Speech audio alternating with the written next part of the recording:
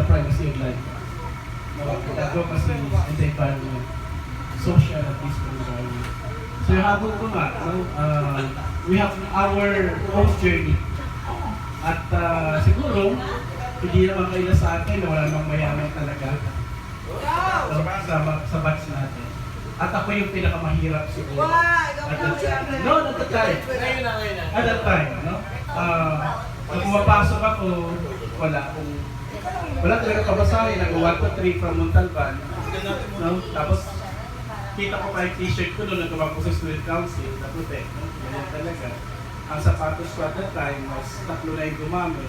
So, yung impact ba sa'yo na I wanted to be the best in the class, but the insecurities will pull you down. Kasi yung damit mo, hindi mo alam kung bagay. Yung damit mo, 3 na yung gumamit. Wala akong pamasahin. I feel it, even up to now. And somehow, we are blessed. Tama si Dr. Cesar. And we are blessed. I am blessed. At siguro, tayo magkakaklase, tayo yung sa home eh. So, let it be na hindi lang sa social gathering. That's something na pag namatay na tayo, kita natin sa langit. At pagtitingin natin sa lupa, nagpapatunay pa yung advocacy natin. Paano tayo sure na sa langit? So, sigurado ako. Kasi naniniwala ako sa langit. Pag di ka naniwala daw, sabi nga kasi, di ba, Thy kingdom come, Thy will be done on earth as it is in heaven.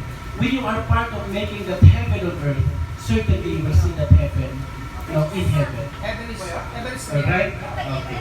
So, ang proposal ko, kung sino man sa atin yung meron tayong immediate family, o tayo mismo dito, no, hindi naman pare-pares, na magkaroon ng emergency, I think it will be so good that we could be able to be of help.